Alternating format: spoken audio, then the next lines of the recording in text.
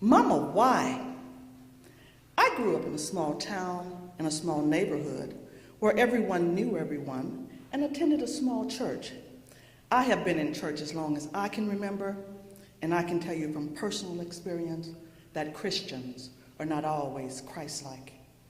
I remember as a child that my mother would pray so long and so hard during Sunday school that I was almost embarrassed. I didn't understand at the time why she prayed the way she did. When she was called on to pray, I always excused myself out of the congregation. I would hide out in the fellowship hall until Sunday school was dismissed because I knew Mama was going to pray hard and Mama was going to pray long. As a child, her prayers took forever. Despite my feeling about her praying style, my mother and I have always had a good relationship.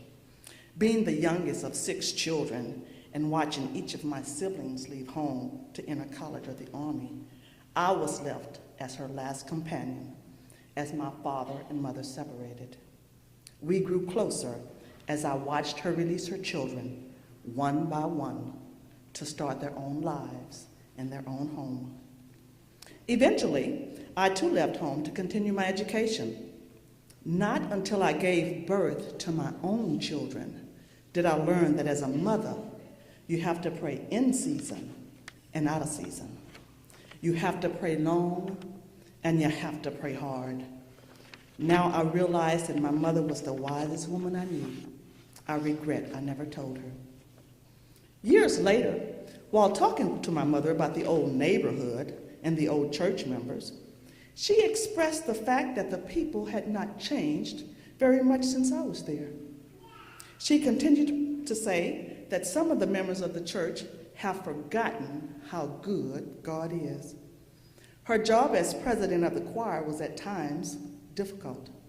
The same for holding any office at the church. She went on to say that the people were backbiting, backstabbing, lying, and trying to tear down the work of the Lord. After getting an update and seeing her become stressed talking about it, I asked a regrettable question.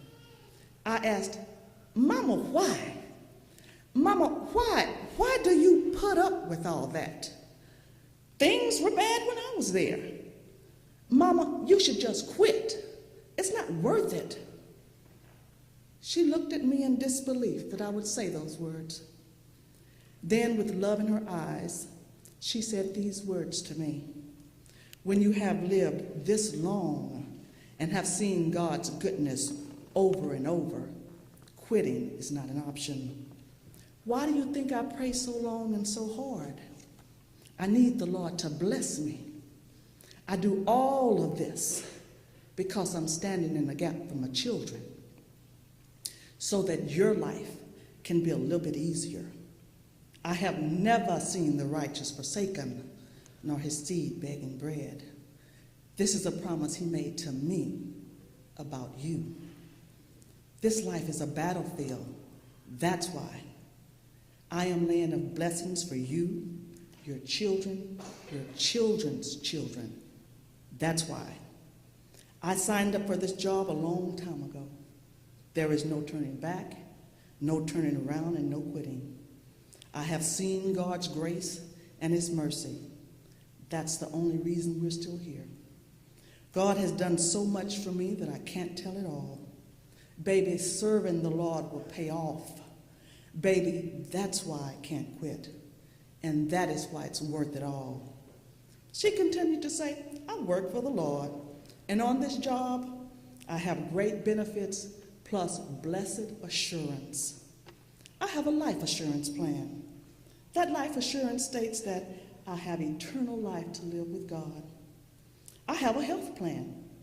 By his stripes, I'm healed. I can cry out, heal me, O Lord, and I know I shall be healed. I have a wealth plan. My Father owns everything you see. The cattle on 1,000 hills is his. My wage plan is the best in the world. The Lord matches me 90 for 10. I also have an inheritance benefit plan. My seed, my children will be taken care of. I don't have to worry about the government. God promised me that my seed would not beg for bread. Last but not least, I have death assurance. I will not die, but sleep in his arms. Baby, it is worth it all.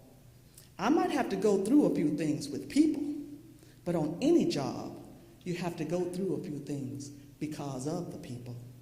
But keep in mind, they are God's people. I can run to the boss at any time about anything.